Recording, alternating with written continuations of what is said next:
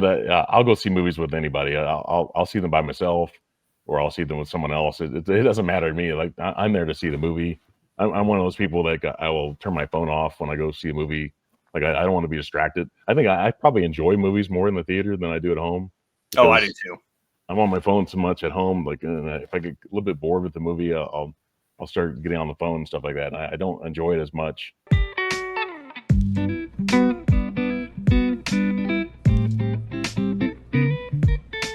Well, hey everyone, my name is Nathan Jones, and if you're new here, welcome. I like to talk about all things movies, specifically Blu-rays, and welcome to Film Journeys with Nathan Jones.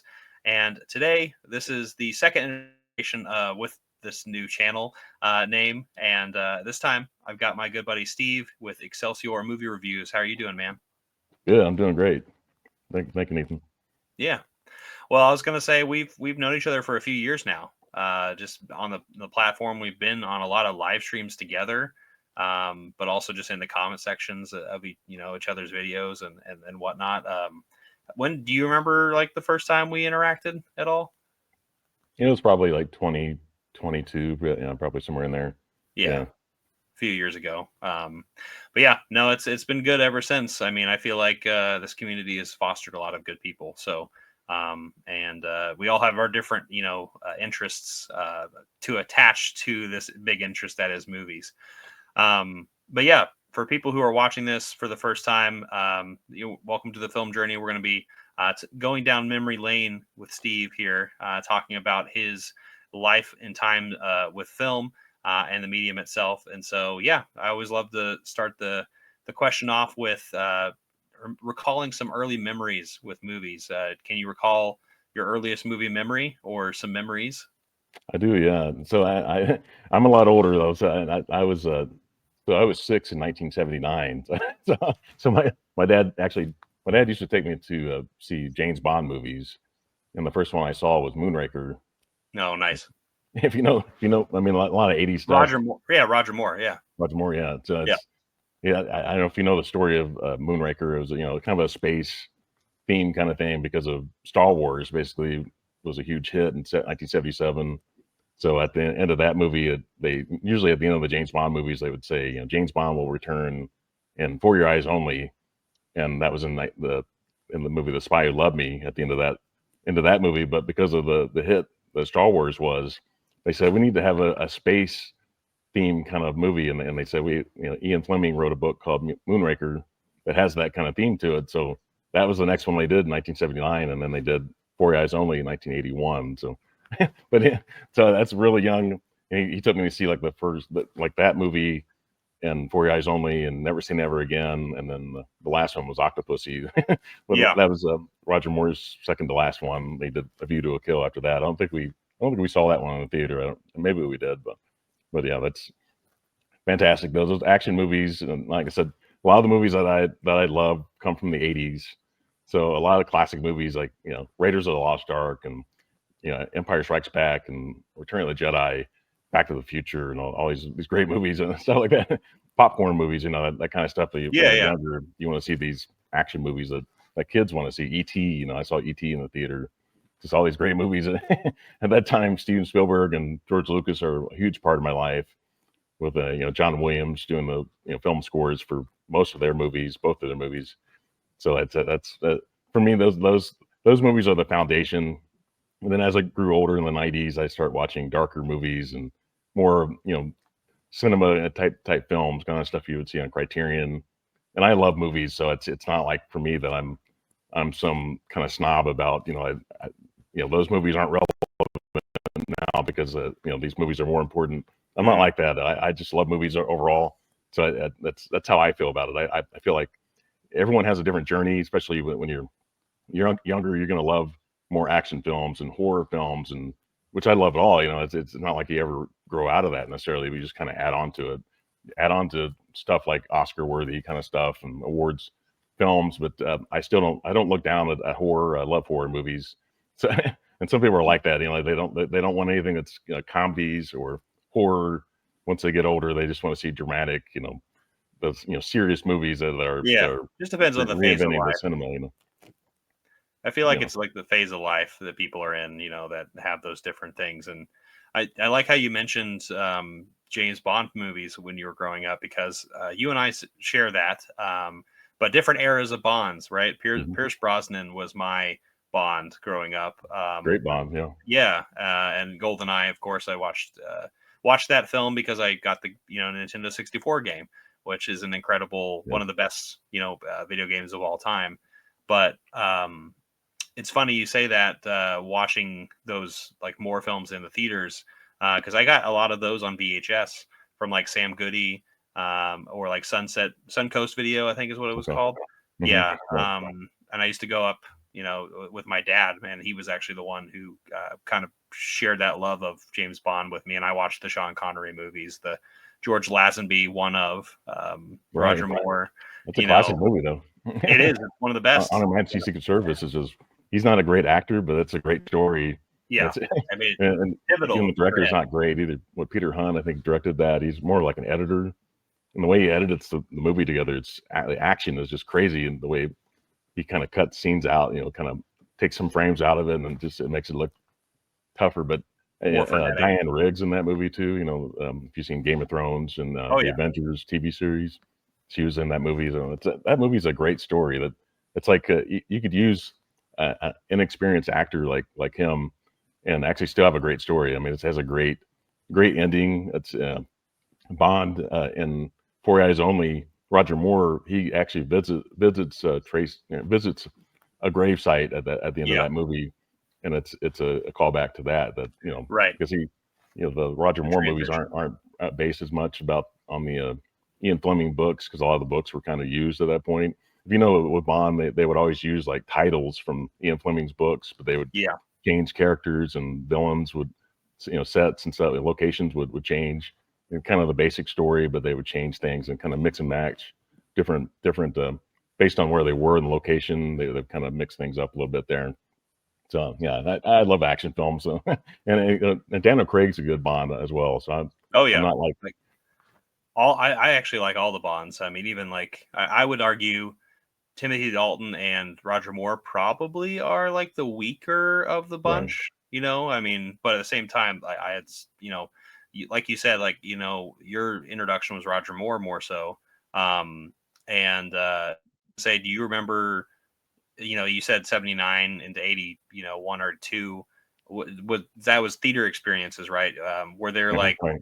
any other, I guess, experiences like that around that time period that you recall? I mean, obviously, you said you were in like this action phase of your life, Yeah, obviously, as a young boy. yeah. But do you remember any of your parents being the ones who were like kind of the catalyst there, or was there anyone else in your life who kind of you're like, hey, let's go watch movies. This is our treat. What? Tell me the story there. Yeah, so I don't have any older siblings, so it was my mom and dad. Um, Mom, like I remember she took me to see Empire Strikes Back in 1980, and we had like a dollar theater up the road, just right up the street from where we live. So we tended to see movies after they'd been out for 4 or 5 months, Yeah, see them in the dollar theater. And I remember that like social media was not really a big thing. There wasn't a thing like that where word can get around like it is now. And it was a shock, like hearing the big title at the end of the movie. I don't want to give it away. I'm sure most people have seen Empire Strikes Back, but the big reveal near the end of the movie, and I just remember the adults and older kids kind of looking at each other like shocked, and kind of right. Of whispering course, to each other, "What?" And my mom looked at me, he's like, she loves Star Wars, and so it was it's a just big a deal. huge shock. And that to me, it's one of the biggest moments in cinema history, that big reveal, because no one saw that coming, based on the character of Darth Vader. That no one saw that coming. So that was amazing. That's other than Moonraker, that's like probably the biggest. Being only like 7 years old, you're not going to Yeah, remember a lot of stuff when you're a kid and that sure. age. But that's something I'll never forget. Just how big that was. Empire Strikes Back's my favorite Star Wars movie, and the original Star Wars is a close second. But I think Empire had everything, and it was more dramatic. It wasn't the good guys didn't get everything their way. Everything didn't go their way like they did, more like in the first one. They had Yeah. to kind of deal with things.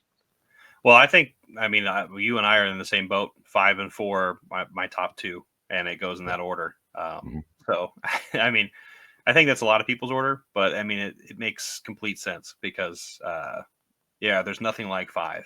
Um, and that's cool that you have these space movies like Moonraker and both that and Empire Strikes Back as like these two pivotal things, early on. Do you I, remember? Did you guys? You said you had the dollar theater, which the fun thing is, I had a dollar theater, or like maybe I guess $5 movie theater, uh-huh. which pretty much is the equivalent of that when I was growing up. Uh, Down the road, and it was also the same thing, kind of like watching things for months down the road. But yeah, that doesn't really exist as much anymore. Yeah, It's not sustainable, yeah, because unfortunately. of streaming, you're not going to see the dollar theaters are all gone now. It's like movies don't stay in the theater very long, if at all. If they promise that someone's going to be on Max, a lot of people will stay home. They don't even want to bother to go see it in a theater. Which I love watching movies at home, of course, but it's a lot of times a lot of movies that I buy are ones that I really loved in the theater. That Yeah, I'm going to buy it again so I can rewatch it at home. It's kind of like recreating that experience at home, kind of that's kind of thing. But there's a lot of movies I see for the first time at home, especially Criterion. I'll take a risk on a lot of those movies because a lot of them have been pretty good so far. I haven't had too many disappointments with Criterion.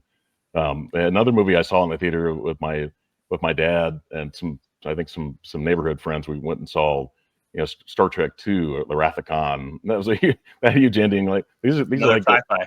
yeah these movies like where these main characters have these really big things like Han Solo and Empire Strikes Back and then Spock in that movie like wow when you're just it's 82. I was like 9 years old. But my birthday comes late in the year, so it's a lot of times I'm like it's either like I was like 8 or 9 at the time. I Mhm. think it was during the summer. It might have been like I had to look and see when that one actually got released, but I may have been 8 or 9 at the time. And just hearing these main characters having these major things happen to them. Like, where's this going to go from here? Like like when you're a kid, this is really confusing at that time to see Oh, I'm this sure. kind of Yeah. things. But it's Good. great drama, though. It's like, wow, what happens in the next movie is, you get rewarded, with that. But they make you wait. With the Star Wars, it was like every 3 years. You didn't get Return of the Jedi until 1983. So you had to the whole time think about what's happened with Han Solo. Right. You know, Well, I mean, the thing you bring up a good point though too is like those reveals, especially early on where maybe you don't get it necessarily, but like it sticks with you and it makes you wonder. Like, I wonder if that was like was that like kind of a precursor to what was to come, I suppose, with the interest in movies was just oh yeah, obviously you're watching this for entertainment, which we still do, but obviously we watch these things for like deeper meanings for different reasons because we can empathize or like put ourselves in the shoes of like, well, what's happening next with these characters.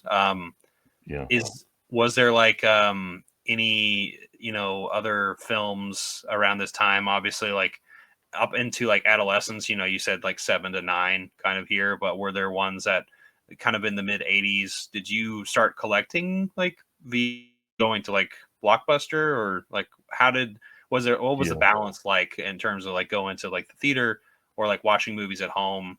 What did that look like? Yeah, so yeah, definitely Star Wars toys. I had a ton of those. Like I remember when Empire Strikes Back around that time. It was like one Christmas morning. I woke up and I had like a whole living room full of toys, of Hmm. Star Wars toys. Because my mom was a huge fan too, and she bought all these toys for me. And then my dad made her get rid of most of those when I was a little bit older, like 12 or 13. He's like, well, he's too old to play with toys, so I'm going to get rid of all of his. I still have some of those toys from that age, but that was kind of a disappointment with as much money as my mom spent because she Yeah, was and it could have definitely got like a money back yeah, she with was how old definitely you a were. layaway kind of person where she would put toys at like Sears or I think it was at Sears. She would put toys in layaway, and then at Christmas she'd pay on it, and then she'd kind of pay as you go kind of thing, and then surprise me on Christmas morning. That was like one year that was like all these vehicles and all these Star Wars toys and the action characters there. But I remember another one that later on, like in '92. So I was like 92. I was 20, um, or I was 19 at the time, and I remember seeing Thelma and Louise. Mm-hmm.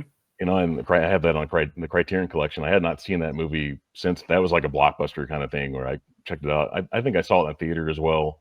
Um, but that ending was something that I couldn't deal with when I was younger. Like, Of uh, course.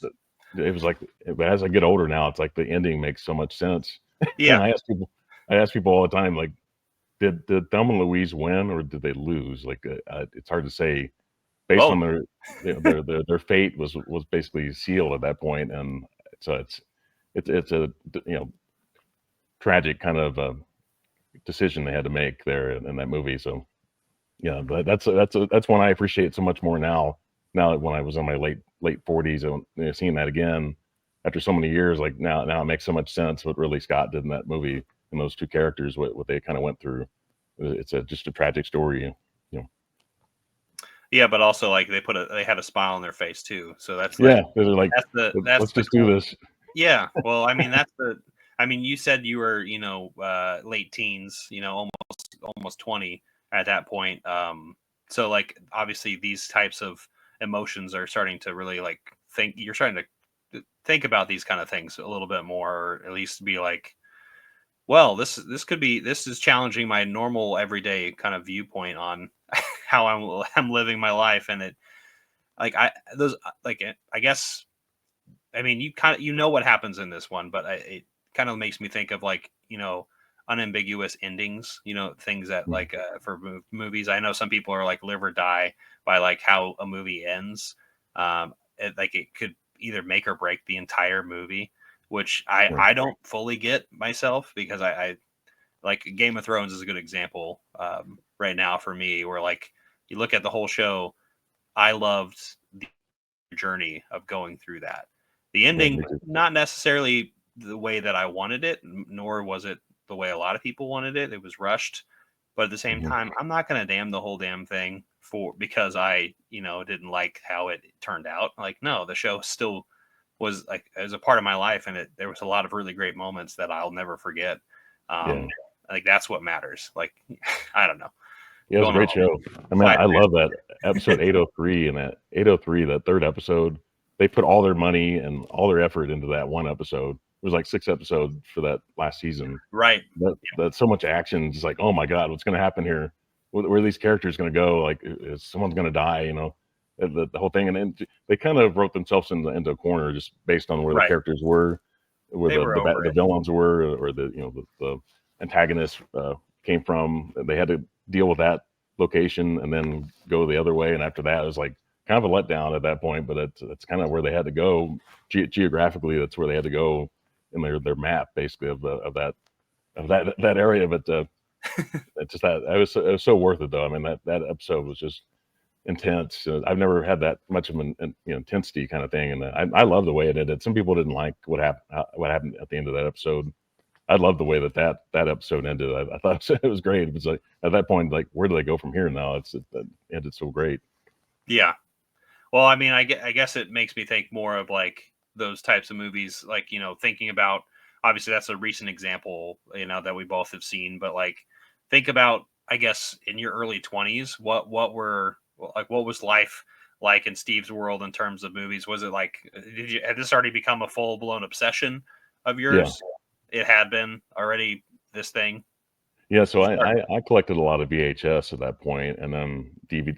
Laserdisc was in there briefly for maybe a year or two, but Hmm. then DVD happened, and I collected a ton of DVDs, and then Blu-ray happened, and I thought I'll never replace my DVDs, and then now I've replaced most of my DVDs now. So, and then now 4K is I've gotten to the point where 4K.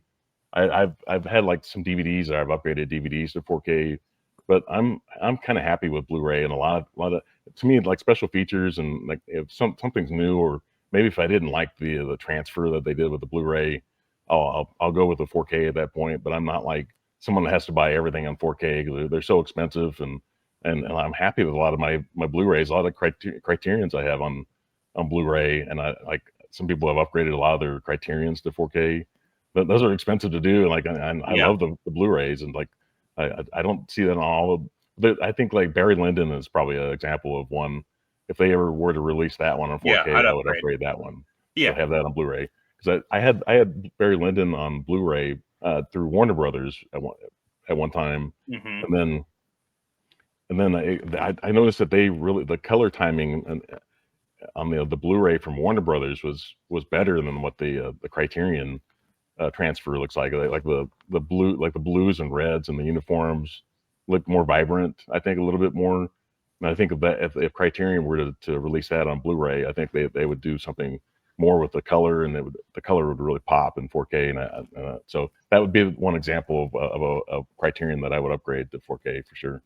Yeah. No, I agree. And I'm in the same boat as you in terms of like, not upgrading everything because it's not it's not financially feasible, especially right now because everything is just going up in price. You Hmm. got to be a little bit more choosy with stuff, but I guess it makes me think of like also, you mentioned that like this was already an obsession, right? Of yours, and now you're thinking about all these different eras of your life with these different upgrades from VHS all the way up to 4K or Blu-ray, right? Which is Blu-ray is good enough. But the thing is, like, when did you start? I guess getting this idea for like your channel, and like, did you do anything before this in terms of like sharing this with like other people, like your friends or people in your life? Did you have any like kind of history with that at all? Well, my friends know that I love movies and love collecting physical media, but no, but I was much more introverted before YouTube happened. That was in 2021 when I started my channel in January of 2021. So it's 4 years now. I started putting like real content, like actual videos where I'm talking. Before that, it was like I was playing music and stuff like that, where I wasn't talking. It was just playing. It was just like get videos out there and see, Yeah. just to have them out there to have other people see them. And then like April of 2021, I decided to actually start doing content and doing like movie reviews because that was and 2020 is when like the big pandemic happened at the time and the whole thing, and so a lot of people were kind of like I was watching a lot of YouTube even before that, to like earlier that year, like, and then March is when everything kind of went sour for everybody, and so I was watching a lot more YouTube at that time, and starting to watch channels specifically instead of just generally just looking up content. I was like finding people's channels and coming back and watching them every day. It was just kind of a comfort thing because they were kind of trapped in the house. And at that time, I think I got like a Regal membership like in January of 2020, and I was all excited to be able to go see movies. They had Regal Unlimited, so I Yeah. was excited to see that. And then March 13th, 2020 is when they told all of us at work to take all of our equipment home and start working Monday morning. And the movie theaters all shut down for like 6 months, 5 months, something like that. Yeah. And then Regal reopened like in August of 2020, and we're open till like October. And then they decided to just shut it down completely indefinitely at that point. But AMC stayed open, so at that point I got an AMC membership and was going to see AMC movies. I was seeing those movies because I worked at home and I live alone, so it's like I could just watch movies at home, and I wasn't afraid to go out, wear a mask, and do the whole thing and go see movies, and not a lot of people were doing that. And then Regal, like I said, they were indefinitely shut down, so Hmm. I had both memberships. I wasn't paying on the Regal one; I was just paying on AMC. And then Regal reopened like in March of 2021, and so I had both at that point. And so I love having that variety to be able to go to different theaters and not have to go to the same place every day. Or I might see like two movies a week, usually maybe sometimes three, depending on if I have to work, whatever. I'll see at least two movies usually in the theater, and so that's what I just I love doing that. I love getting out, especially when you're trapped at home all the time. It was great to just be able to go out and see a movie. It's kind of a sanctuary, just and it gave me sanity, just to be able to go out and kind of enjoy myself out, get away from the house and where I was trapped all Hmm. the time, just to get out and see a movie. That was just a relief at that point, just to get out in the evenings and go out and do stuff. Do you remember the first movie that you saw, like going back to the theater? Because I remember mine pretty vividly because it was a big deal. Yeah, it was a Russell Crowe movie. I had to look at the title. It was it was like an action movie with Russell Crowe, and it was he plays a villain in the movie. I'd have to look it up to see what it is, but But um, probably not that good, but it was still probably a fun time. it wasn't a great movie, no. But yeah, it was. I think there may have been maybe 7 or 8 people in the theater, and we're all kind of spread out, like you're supposed to Right. do, not get close to other people. I wasn't overly afraid at the time. I probably should have been a little more careful at the time, but I was like, I just had to get out of the house, and I was on a mission to try to save movie theaters at that point, and just like it seems like people would do that with physical media, like they feel like Mm, they have to buy everything to support the physical media market, and that's what they think that they're going to single handedly, save physical media, and I hope they do it. I definitely buy a lot of movies, but I don't feel like I have to buy everything. It's like I don't have the room or the money to right. collect everything like Yeah. some people do. Do whatever you can in your own means, Well, I was gonna say I remember my movie was Mortal Kombat. Really, yeah. Yeah. That's- Which, not necessarily the best movie, but definitely one of the most fun movies I've ever seen in the theater because I'm just like, I don't care how good this is gonna be. It's been yeah.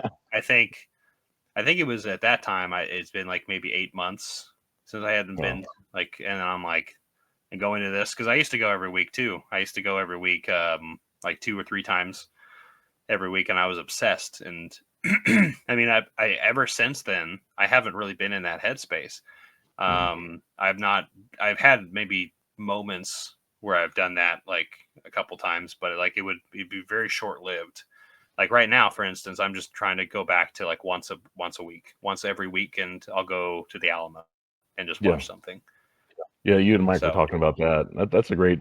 We don't. I think we have one Alamo in our area. We have like Flick's Brew House is like kind of like just like that around here. That's very similar to Alamo. But Unhinged was the movie that Russell Crowe was in 2020 yeah, when I saw. I vaguely recall that one. Yeah, he plays a good villain in the movie. I had not seen him really do a character like that. But I remember a big one in I think it was in March of 2021. I remember Godzilla versus Kong was a huge one at that time where I saw that like in the theater like 7 times because I liked the movie and there really was nothing out at the time. It was like there's nothing else to see, so I'm just going to Right. see this movie again. And I had fun watching it every time. I have it on Blu-ray or I think at a 4K now. Um, I think it's on Blu-ray, but um, it was just so much fun to me that, and I remember taking my nephew to the same IMAX theater that I was talking about earlier off air, the true IMAX Yeah. screen, and he was only at the time. My nephew was only like 8 or 9, something like that, and he had never seen anything quite like that before. I remember he was watching the screen. He dropped his drink, kind of spilled on the floor a little bit. I was like, some people kind of, oh no, Oh, and he had never seen anything like that, the big monsters on screen like that, and just Godzilla and King Kong just doing that whole thing, tearing up the town, the whole thing, and so much fun that to have that experience with, especially with the younger people that never had that experience before, to see something like that and on the big screen. Appreciate that. He loves like the Marvel movies. I take him to see a lot of those movies too. Just stuff that kids love, and I like movies like that. That stuff that just fun movies like that too. That I enjoyed when I was younger. Just and taking kids to see it too is it's a kind of enjoy that experience too with them. Just the fact that they're not really experienced watching movies. That yeah. you know, I was gonna say that is that like kind of the current iteration is obviously like you have your extended family like and you got to take them to movies and kind of see them through your own lens, but yeah. like watching them kind of have these moments and kind of seeing them like light up or drop their drinks, right? Yeah, like that much action and that much sound. That sounds like booming out of the speakers, and they're like, "Oh my god, I've never seen anything like this before." Like I remember a movie like Wonka, and a lot of people kind of trash Wonka, Oh, I love that movie. musical. Yeah, it's like that's a movie, Good. especially you see that with kids, and kids just love that movie. Yeah. It's a kids movie. Like people were like Made by the making fun of it. Paddington people. Come on now. Paddington, yeah, the same director, and it's like people were kind of really harsh in that movie. And Timothy Chalamet, we were talking about a complete unknown off air earlier. It's like I thought he was fine in that character, and I was surprised that people were shocked that that's a musical. It's like the Yeah. original Willy Wonka and the Chocolate Factory is a musical. All of them are musicals. Yeah, I mean the Johnny Depp movie is like he doesn't necessarily sing in it, but the Oompa Loompa sings a lot of the scenes, but it's Yeah. a musical too. So it's like, why are people shocked that that was a musical? It wasn't really advertised that way, but it's like I wasn't surprised. I was a little bit kind of surprised at first because it wasn't advertised that way. But I'm not a huge musical fan really. But if they're fun like that, Wizard of Oz and Grease 2 and Willy Wonka and the Chocolate Factory, I own all those movies on Blu-ray, and I enjoy those movies. But in general, I'm not really a huge musical fan. But if they're fun like that, and especially if they're really light on the music, it doesn't like extend it out like some movies now that are 2.5 hours long, because of the musical numbers, they have to extend the running time because of that. And it's like Wicked's kind of an example of that, where I was like, I love the story to that movie, but because of I had never seen the musical before, so I didn't know the music. Yeah, I haven't either. Yeah, and so it's like the movie's like 2.5 over 2.5 hours long, but it's because of the musical scenes that extends the running time so much. But some people love that though. I mean, if you've seen the musical, you love Wicked, But I'm looking forward to the part two, which I didn't even know it was going to be a part two until I saw that movie Yep. that day. Oh, this is part one. This is gonna be another one of these. It's part one. Oh, there you go. That's Hollywood though. It's extended out. Nowadays, it's definitely that. Just part ones and part twos just make as much money as possible. But I guess thinking about like, because obviously you have your channel now, which you focus on quite a bit of stuff. Obviously, like your out of theater reactions, you have like the top 10, lists that you put out. Like I guess in terms of thinking about where you are currently, like what would you say is like your relationship with film like now, like thinking about it from your past perspective of being a kid watching these cool sci-fi movies and action movies, to where you're at now, like how would you see your relationship with movies now? I'm more fanatical now than I was then. I watch a lot more movies now. I mean, I have a letterbox account, Excelsior movie reviews on there, and it's like I've already had in like 3 years. I think sometime in 2021, I think, or maybe 22, I started putting a log of all the stuff that I've watched, and I think now I'm at like 928 films that I've watched, and there's like other movies I watched before that I've never recorded. Like I saw them years ago, and I just, if I rewatch them, I'll put a review on Letterbox, but I do don't the go same back thing. and I don't go back and see, well, all these movies I've seen all before Letterbox. I don't go back and say, oh, I love this movie, and it's as I watch them, I make a entry. I do the same thing. So, because there's too many movies beforehand to be like, oh yeah, this movie. Let me explain my love of it from all these years that I don't remember every detail of. Right. Yeah, no, it's better to do that. I think is to do it, like as a journal, right? So, well, it sounds like you said, you're obsessed with it now. You're making content. You're investing in movies, and also you mentioned it in terms of like when the theaters are struggling. You put yourself in there too. Like it seems like obviously films are like a really big deal in your life, and like it showcases that with you. Throughout your life, but also with your family too, which it seems like it's going to pass on. Hopefully you can pass on that gene, right? Yeah. Like, Hopefully hey, these kids, watch movies. these kids, they love to watch movies at home, and especially the two twins. I have one niece that's in college now, and my nephew's like 16, so he's the one I see movies with the most. Um, but I'll go see movies with anybody. I'll see them by myself, or I'll see them with someone else. It doesn't matter to me. Like I'm there to see the movie. I'm one of those people that I will turn my phone off when I go see a movie. Like I don't want to be distracted. I think I probably enjoy movies more in the theater than I do at home, Oh, I do because too. I'm on my phone so much at home. Like, and if I get a little bit bored with the movie, I'll start getting on the phone and stuff like that. And I don't enjoy it as much, even though I like having like closed captioning on to kind of more of a comprehension kind of thing to keep up what I'm doing. Especially if you're watching a foreign film, you have to watch subtitles and that kind of Yeah. stuff too. You know, foreign films, I have to be more in the mood. I have to be awake and alert.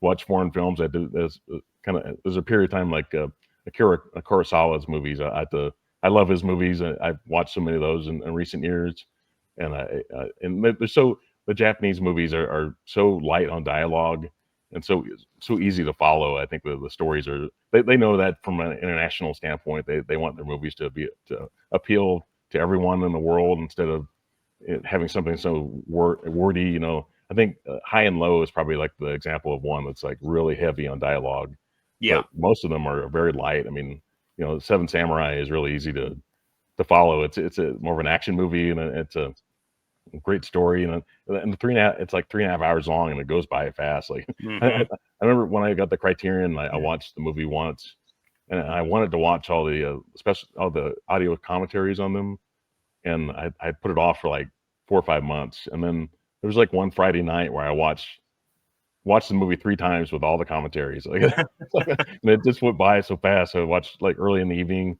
I was watching until like 4 or 5 in the morning, and so I wanted to watch them all. Like, and I just wanted to hear all those commentaries. They're all in English, and just to kind of get that take on it. So I couldn't believe I did that one night, but that's something I'll never do. And with the movie that long, I would never do that again. But I Right. thought that it was great to watch it though. Well, I mean, but that's what makes us different. Like that's why we're on the community, and to begin with, is because we're like so obsessed with like just maybe like one movie or something, and then we just invest more time into it. Like we want to watch all the special features. We want to put ourselves like in our like maybe be awake at like 3 or 4 in the morning, be like, oh, Yeah. what was I doing? Like, why was I doing that? Yeah, it's getting harder for me to do that now. Oh, me I too. fall asleep. Try to stay awake, and I barely. It gets to be about 3 in the morning, and I'm like, I cannot. Start to doze off a little bit, and my brain's kind of shutting off a little bit. I might watch YouTube at that point instead Yeah. of something that's really detail oriented. I'll just kind Right. of watch something there. But I wish I could just go to bed and just at a normal time and get up.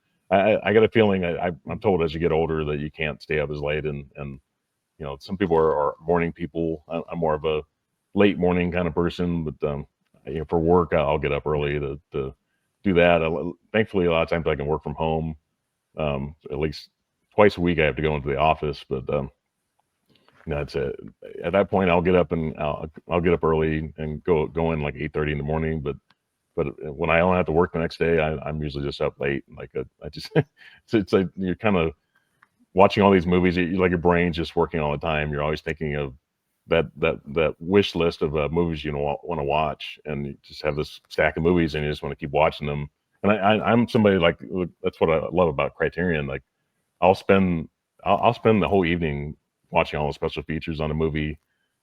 And then there's one movie that I actually got from the library just this past Friday, which you wouldn't believe this. This movie it's actually part of the Criterion collection. It's Spy Number 40.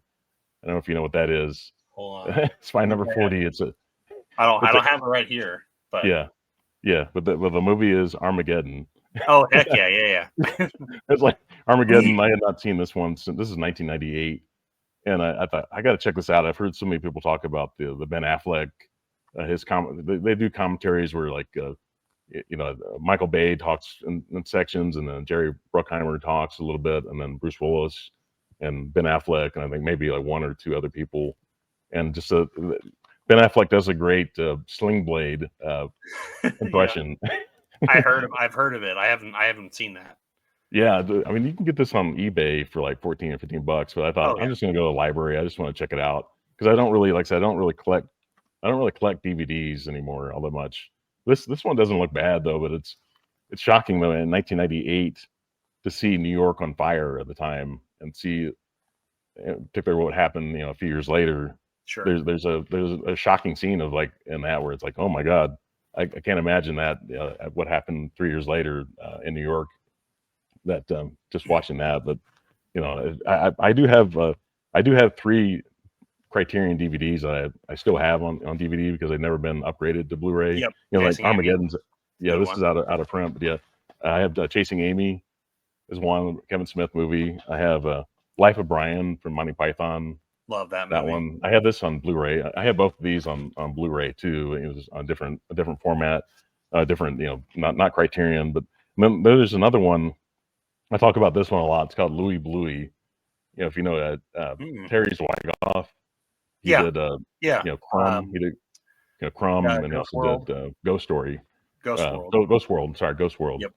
And this one. I think you can still get this one on Criterion and Amazon. You can still get this on DVD, but it's never had a Blu-ray release. And so it's it's shocking to me when I see movies that are only available. They're still available on DVD, um, but to think that you can still buy them on DVD. Like I think Spartacus was an example of a Criterion that Yeah. I talk about how if you know Criterion, they do these mobile closet where they have like a mobile truck, Yeah. and they have like fans go in and they have like 3 minutes where they can pick out movies. And I had just looked up Spartacus. I think it's still out of print now. At that time, it was still, even like earlier last year, it was still available on Criterion through DVD only. And then they showed David Cronenberg, and he's David Cronenberg has Spartacus in his hand. And it was like literally right before I watched that video, I saw, because I just kind of been looking to see if Spartacus was available still, and it was still available on DVD only. And he had Spartacus in his hand, and now it says out of print, or I think it says currently unavailable. But I don't Yeah. think that one's ever going to come back. It's so I couldn't believe that he has Spartacus in his hand, and I have Spartacus, Stanley Kubrick's Spartacus. I have that on Blu-ray, but I was kind of surprised that he picked that movie, and it was only, I'm going to look it up again too. Spartacus is, oh, it says it's available again, so they've Okay. gotten it back in stock. Yeah. So Usually that's kind of surprising. Yeah, it's usually something to do with sometimes with, well, it depends on Criterion's if they have like lapsing rights, or sometimes like they just run out of the stock, so they got to make some. But Yeah. no, it's good to see that that's came back, because that's a great movie. But I have the Blu-ray too. Elsewhere. I guess shifting from this part to thinking about like the movies that like if you could showcase yourself to other people, like just show a movie or two to like represent who you are as a person. Yeah. What movies would you represent for yourself? Well, it would be like Jaws would be a huge one that I watch at least twice a year. Still a classic movie that's 50 years old now. This year's the 50th anniversary of Jaws. Mm-hmm. So it's major. Steven Spielberg, it was like the first blockbuster movie, and then 2 years later, Star Wars overtook that. His best friend, Steven, George Lucas, topped him basically with another blockbusters. These popcorn movies, summer blockbuster kind of movies. The original Star Wars trilogy for sure. The Godfather, I love like the first two Godfather films, especially the first one, are ones that I would say represent me a lot. A lot of Monty Python movies, Terry Gilliam movies, Stanley Kubrick movies. Those are all some of the great ones. Doctor Strangelove is one of my favorite movies of all time. It's black comedy gold. Oh yeah, The Shining's fantastic. Even though Stephen King didn't like what he did to his story so much, it's its own thing. It's like what they do on the big screen is not going to be always the same thing that they do in the books. They're not always going to be faithful to the books. The director's going to put their own stamp on it, and so it's too bad that he didn't accept that. That's why they say don't let the writer of the story on set, because the director's going to mess with it, and it's not going to be the same thing that you read in the book. And a lot of people thought, I enjoyed the book so much more than the movie. That they expect the movie to be exactly what the book was, and yeah, it's a different director. It's a different take. It's the artistic license. They're going to do that, and they're going to change it. I love The Shining, and Jack Nicholson's a great movie. So, it's one of the best movies of all time. So the twins, these twins in the hallway, like shocking image. Yeah, we actually, old hotel. My the peek into my own world. My at my work, we have a really good marketing team, and they actually have the twins in a hallway, Yeah. with like I sell like parts and whatnot for like refrigeration, but like they have like ammonia masks on, and they're like in the corner is like, whoever did this, it's like very clever. So like, but not everyone gets it. So but yeah, The Shining is a good and honestly, all those movies you just mentioned are like phenomenal, films that like, I feel like would shaped you clearly, and to the person you are now, and yeah, that'd be a good showcase, honestly. um Especially Monty Python and the Holy Grail was one of my favorites. The yeah, Monty Python guys. I love Alien and Aliens too. Those first two Alien films are really great. And I like Romulus as well, the newest still haven't one. seen it. Yeah, it's more of a fan service kind of movie, but I enjoyed it. If you like the first two Alien movies, you might like it. Some people didn't so much. Oh, I'm excited to see it. I when I get the chance, I will. I know I'm going to enjoy it. So, Yeah, um, doing a digital code giveaway right now too. oh, nice. Alien Romulus. 4K. Yeah, that's a beautiful 4K too. So Yeah, A Quiet Place, a day one. You know, nice, that great was, movie too. yeah. Um, I guess moving from here, thinking about, if you could recommend to people, a list of, or at least to yourself as a younger, as you are now to your younger self, what would be some films that you'd recommend to yourself to watch? Like, knowing that you maybe have watched these movies with adult eyes, you just wish you watched these as a kid. Do you have some movies like that?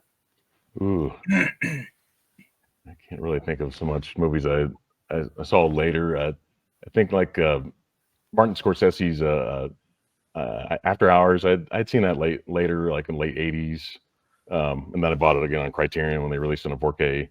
Bought that. I had not seen that movie in so many years, but a lot of movies that I like. Some of the John Carpenter movies I think I saw later, like The Thing. Some horror movies like The Exorcist I saw when like the early '90s. A lot of horror movies I probably didn't catch until the '90s when I was like in my late teens, early 20s. So a lot of those like Suspiria, um, a lot of like horror movies like that I had not checked out. In recent years I saw Black Christmas. Olivia Yeah. Hussey recently passed away, and had not seen that until like maybe like 3 years ago. The first time ever. I, uh, Nightmare on Elm Street I saw in like 1984. I saw it in a theater, but there's so much horror like Texas Chainsaw Massacre. I didn't see it till the '90s. It's a lot of the scary movies and stuff like that. I had to be a little bit older for Yeah. me to appreciate them. Not that I couldn't see those movies when I was younger, but I had to be more of an adult to kind of watch scary movies. Even though I think some of the earlier scary movies I saw were like An American Werewolf in London. I remember when I was like like 8 or 9, I saw that movie way too young. Like The Fog, those Yeah. two movies. Halloween, I think I saw that maybe sometime in the '80s. Some of the horror movies like that I'd seen. Some I saw early, and a lot of them I saw a little bit later. For some reason, American Werewolf in London, I had like aunt and uncle that had cable in like early '80s. Like most Hmm. people in my neighborhood, we didn't have cable until like 1984. So like, but if you went to like apartment complexes, they would have they got in Indianapolis anyway. They got cable much earlier than everybody else because a lot of the neighborhoods they had to wire the neighborhoods where they had to dig underground and put the Okay. wiring Yeah. underground. But a lot of the apartment complexes had cable because that was kind of their selling point to get people to to to get an apartment. And but so they had like HBO at that time, so we Yep. were watching movies. I was watching movies I shouldn't be watching at the time, like American Werewolf in London. It's just that's a Yep. movie that's always stuck with me over the years, even with the comedy from John Landis. That's a movie that I've always loved it. I mean, there's some stuff that might kind of turn people off a little bit in that Sure. movie, but there's so much great comedy in that movie. Oh, it's hilarious, and subtly, but like, it's a good blend of different genres, horror and comedy, and also just like action. Yeah, when you talk about comedy and horror, I didn't see the Evil Dead movies until I think the first Evil Dead movie technically was Army of Darkness that I saw in Okay, 1990. yeah, the third It's one. 93. It's like I'd never seen the Evil Dead movies. I did know who Bruce Campbell was though, because Sure. my dad had a VHS of Crime Wave, the movie Oh Crime yeah, Wave, yeah. The which Sam other that was Sam Raimi. Yep. yeah, it was co-written by the Coen brothers, Yep. and that had Bruce Campbell. They'd already done Evil Dead, the Evil Dead, and he wasn't a big star. The studio didn't want him in Crime Wave, so he ended up having like kind of a backing role, kind of a supporting role kind of thing. He was only in like a few scenes in the movie, and he plays like a heel, whatever in the movie. This is this Hmm. kind of comedy thing. So he's not the star. They had that kind of a nerdy kind of guy that in that movie, but that was co-written by the Coen brothers, and it's Yeah, I have it I like somewhere the movie a lot. over here. I'm just trying to find it. I have it somewhere over here. Yeah, But yeah, it's probably out of reach. Actually, yeah, I see it. It's out of reach. oh Yeah, that's funny. Well, I guess as we're like kind of you know thinking about all this holistically, obviously we have a bunch of movies to recommend and a lot of things that we've learned just kind of about you and your channel. Like, do you want to talk more about like kind of what you do on your channel for the people at home? yeah. So I do a lot of, like I said, I do some out theater reactions. I think the last one I did was Nosferatu, which I was shocked at how polarizing that movie is. It's like, I like that movie a lot, Yeah, I but like it too. yeah, So I mean, it's like I knew the Werner Herzog, you know, Nosferatu the Vampire. I'd seen yep. that. I had actually just recently bought that on Blu-ray, even though I had it on VHS for years. I had not seen it in quite a while, and I thought that Robert Eggers' version is kind of similar to that in some ways. It's, Oh it's yeah, kind of slow and plaguey, atmospheric kind of plague thing. like. Yeah, and a lot of people were like they were expecting a true horror movie, I guess, and like Bram, Francis Ford Coppola's Bram Stoker's Dracula, which I like a lot too. Yeah, one of the It's not best. like you can't like that movie and like this movie too. It's like they're two different movies for two different directors, and it's like some movies are going to be slower paced, like Nosferatu is, and to me, I kind of enjoy it all. It's not where I have to have a. I think we live in kind of the Terrifier 3 kind of and Saw kind of a area where a lot of younger people love horror movies that are extremely gory, and they can't have any subtlety at all, and no atmosphere. They just have to be in your face, and that's what people like, especially younger people.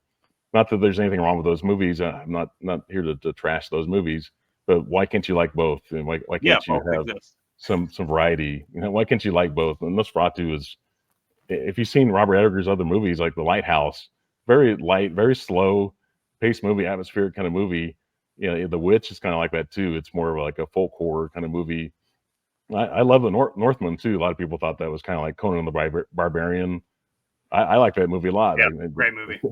So I'm not somebody that's here to trash him. And if you know Robert Eggers too, he loves like European cinema. He loves, if you know that kind of cinema, it's more based on cinematography and performance more so than story. Like the story is important too, but for them it's more of the visual.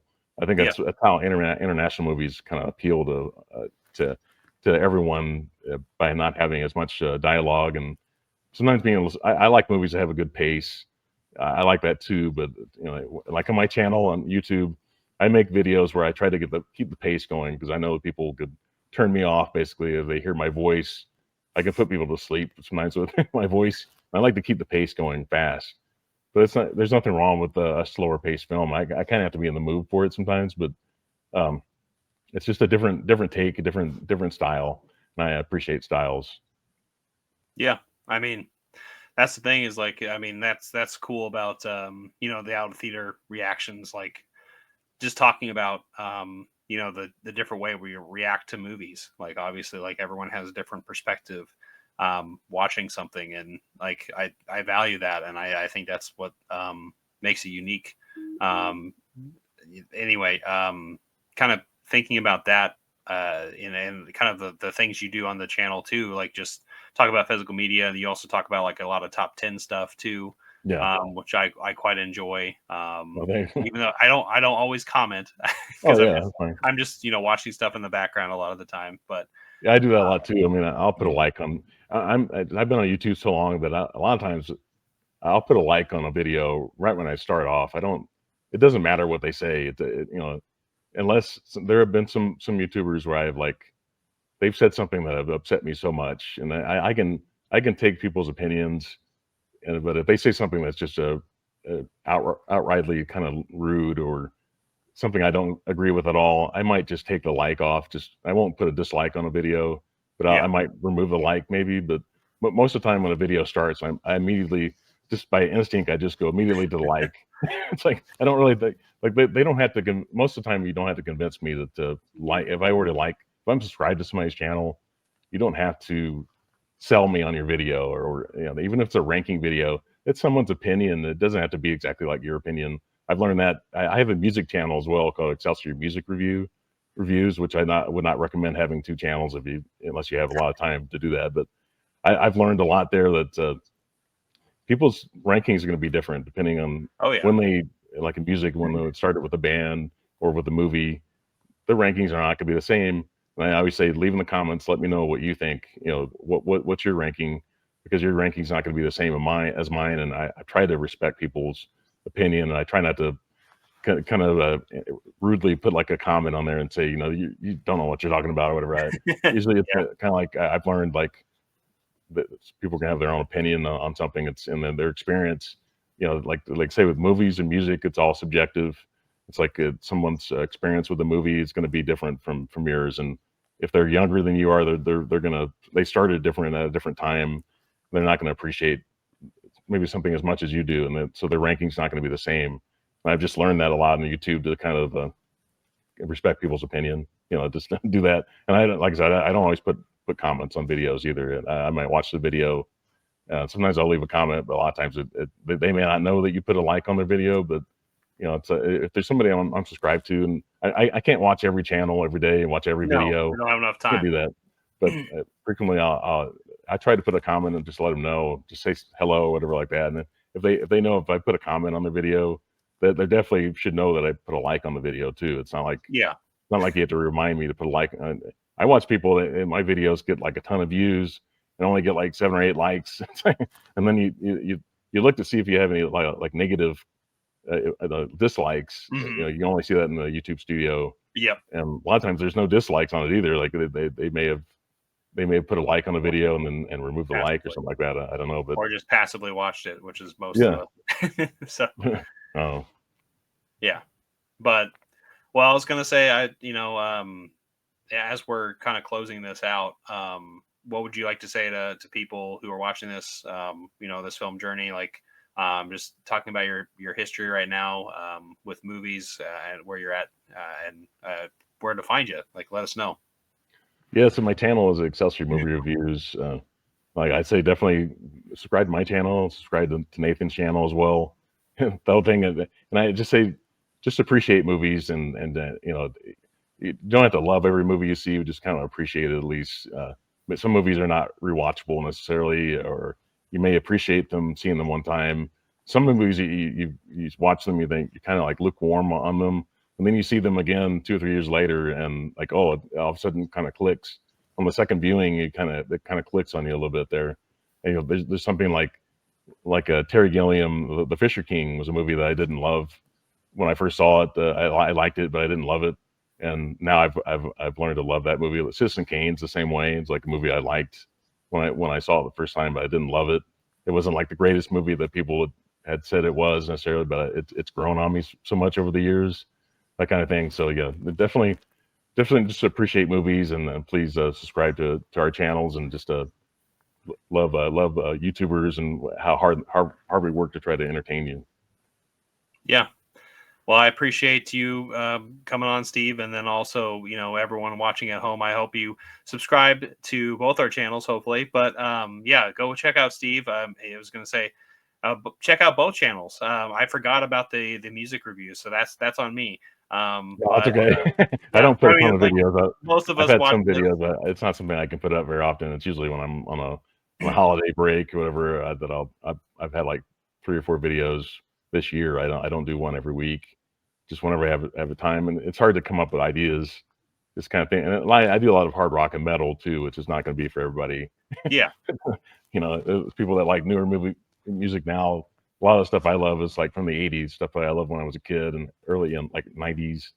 Yeah. 70s, 80s, 90s. That was like my peak period for movie for music, and it's not gonna be for everybody. I understand that. You know, Yeah. Well, I hope people who are watching this will click with it, and if they don't, like there's multiple options that you you have for channels. So, um, well, I want to say thanks again, Steve, for being here. Thank you for sharing your film journey with us, and for everyone who's watching this at home, if you want to join.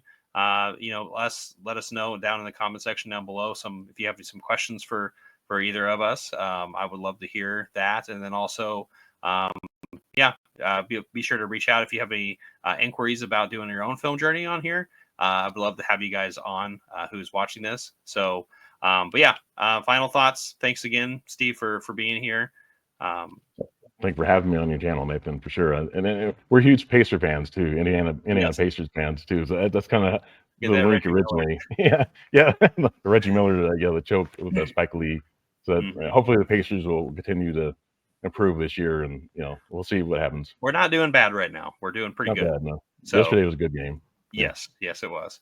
But anyway, thank you so much again, everyone watching at home. And I will see you guys soon enough. I hope you like, comment, share, hit the notification bell, subscribe, and we'll see you next time. Yeah. Not jonesing around.